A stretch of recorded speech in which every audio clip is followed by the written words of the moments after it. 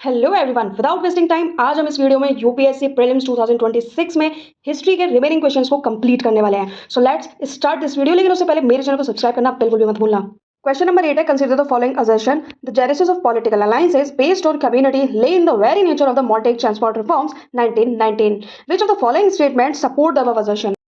यानी कि Montague reforms 1919 की नेचर ऐसी थी कि पॉलिटिकल अलायंसेस कम्युनिटी के बेसिस पर होने लगे, क्योंकि रिफॉर्म लाने वाले कौन थे? ब्रिटिशर्स। इसमें 3 ऑप्शंस दिए हुए हैं, कौन सा सही है ये बताना है, और ये क्वेश्चन आपका असर्शन बेस्ड है। अगर इसके आंसर की बात करें तो स्पेक्ट्रम आपके लिए इनफ है, वहीं आपका आंसर आपको मिल जाएगा। अब ऑप्शन देखते हैं। Option number 1, reforms retained and extended the principle of separate electorate. यानी कि ये जो रिफॉर्म हुआ था, मॉन्टेग रिफॉर्म जो हुआ था 1919 वाला, उसमें सेपरेट इलेक्टोरेट्स के प्रिंसिपल को एक्सटेंड कर दिया गया। तो इसका आंसर आपका डायरेक्टली बुक में दे रखा है, प्रिंसिपल ऑफ कम्युनल रिप्रेजेंटेशन। इसको एक्सटेंड किया गया विद सेपरेट इलेक्टोरेट्स, जिनमें Sikhs, Christians and Anglo Indians besides Muslims, यानी कि मुस्लिम्स के अलावा इन लोगों को भी बाद में ऐड कर लिया गया था 1919 में। क्योंकि जैसा मैंने पहले भी बोला था कि ये किसी एक यूनिट में मेंशन नहीं है, ये टाइम टू टाइम इसमें रिफॉर्म होता रहा है। तो सबसे पहले जो आया था ये आया था 1909 में। उस टाइम पे इसमें सिर्फ मुस्लिम कम्युनिटी इसका पार्ट थी मॉन्टेग रिफॉर्म का। लेकिन बाद में जब इंडियन नेशनलिज्म का जो थॉट है वो बहुत ज्यादा स्ट्रांग होने लगा, लोग इंडिपेंडेंस की डिमांड करने लगे, इवन फ्रीडम वॉर होने लगी, तो उस टाइम पे ब्रिटिशर्स ने ये पैतरा अपनाया था कि भाई इनको तोड़ने के लिए हमें इनको बांटना पड़ेगा। तो उसने मुस्लिम कम्युनिटी के अलावा और कम्युनिटीज को भी इसमें ऐड कर लिया, ताकि इनको इंफीरियर दिखाया जा सके और इनमें आपस में लड़ाई हो। तो सेकंड ऑप्शन क्या बोल रहा है? Separate electorates suppose to counter Indian nationalism which was growing strong. So बिल्कुल सही बात है, अभी बताया मैंने, सेपरेट इलेक्टोरेट जो बनाए गए थे वो इंडियन नेशनलिज्म को काउंटर करने के लिए बनाए गए थे, उसको तोड़ने के लिए बनाए गए थे कि कैसे करके इनमें फूट पड़े। Which was growing stronger, obvious सी बात है, इंडिपेंडेंस सब होना चाह रहे थे उस टाइम पे, तो ब्रिटिशर्स को ये था कि कैसे करके इनको तोड़ो। तो ऑप्शन बी भी, सॉरी बेसिकली आपका जो ऑप्शन 2 है वो भी आपका राइट हो जाएगा। सो ऑप्शन 2 भी आपका राइट हो जाएगा। थर्ड है, deprived classes rallied around the favours inherent in separate electorates. तो जो डिप्राइव्ड क्लासेस थी उन्होंने सेपरेट इलेक्टोरेट्स के फेवर में रैली करी थी। तो क्या ये ऑप्शन सही है? ये भी बिल्कुल सही है। जब इसी मॉन्टेग रिफॉर्म या फिर बोले तो गवर्नमेंट ऑफ इंडिया एक्ट 1919 को आप दूसरी यूनिट में पढ़ोगे तो वहां पे आपको कैरेट एंड स्टिक पॉलिसी के बारे में बताया गया है। डायरेक्टली मेंशन नहीं कर रखा, इनडायरेक्ट बता रखा है। अब ये कैरेट स्टिक पॉलिसी क्या है? तो ब्रिटिशर्स का मानना ये था कि भाई हम इंडियंस का सपोर्ट नहीं करेंगे, उनके साथ हम पावर शेयर नहीं करेंगे, उसके लिए हमें क्या करवानी होगी? इनमें लड़ाई। और जो भी अगर हमारे अगेंस्ट में गया, यानी कि ब्रिटिशर्स के अगेंस्ट में गया, उसको हम डंडे मारेंगे, यानी कि स्टिक। और जो हमारे फेवर में काम करेगा, उस यानी कि उस मॉन्टेग रिफॉर्म्स को सपोर्ट करेगा बेसिकली, उसको हम देंगे रिवॉर्ड।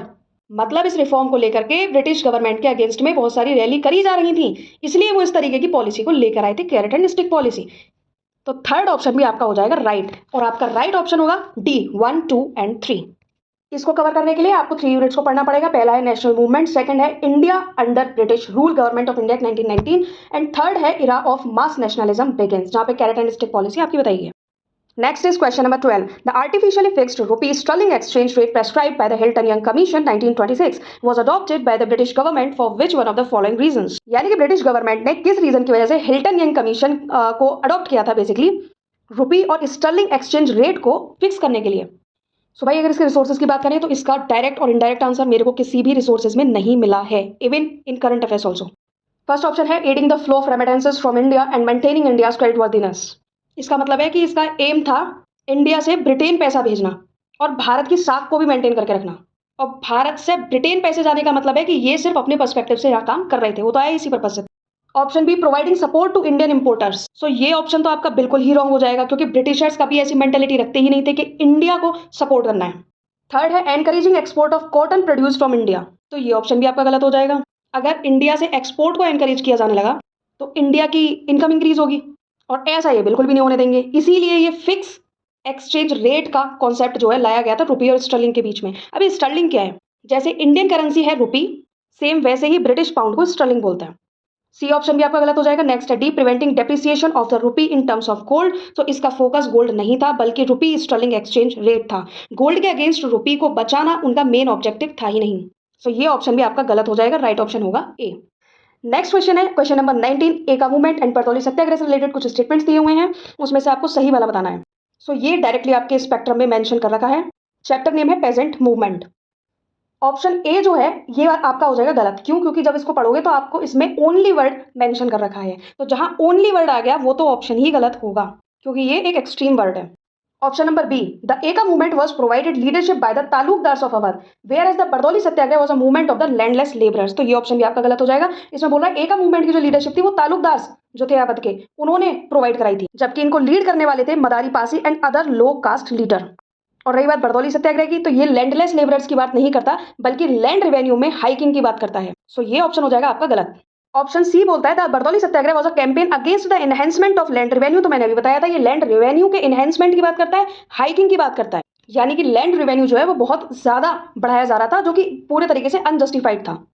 जबकि एका movement was a protest against excessive extraction of rents. ये भी बिल्कुल सही है, क्योंकि एका मूवमेंट जो चलाया गया था बेसिकली हाई रेंट्स लोगों से वहां पे लिए जा रहे थे, यानी कि 50% higher than the recorded rate. जो रिकॉर्डेड रेट्स थे उससे भी 50% ज्यादा पर रेंट लिया जा रहा था, इसलिए एका मूवमेंट को चलाया गया। तो ये दोनों ही ऑप्शन यहाँ पे सही है, तो सी ऑप्शन आपका हो जाएगा राइट ऑप्शन। नेक्स्ट है डी। डी ऑप्शन में क्या दे रखा है, एका मूवमेंट जो था वो लोकेट हुआ वाराणसी एंड मिर्जापुर डिस्ट्रिक्ट्स में, जो कि प्रेजेंट डे यूपी में है, और वही बरदौली सत्याग्रह सौराष्ट्र में हुआ था। और ये दोनों ही गलत है, कंफ्यूज करने के लिए एक भी सही नहीं दिया कि एक सही और दूसरा गलत है, दोनों ही गलत है। यूपी में तो हुआ था, जो उस टाइम पे यूनाइटेड प्रोविंसेस था उसमें आते हैं हरदोई, बहराइच और सीतापुर, यहाँ हुआ था एका मूवमेंट। और वहीं अगर बरदौली सत्याग्रह की बात करें तो वो हुआ था सूरत में, ना कि सौराष्ट्र में। आई होप कि एनालिसिस वीडियो आप लोगों को अच्छा लगा हो। ज्यादा से ज्यादा बच्चों तक इसको शेयर करना और मेरे चैनल को सब्सक्राइब करना बिल्कुल भी मत भूलना। Thank you everyone.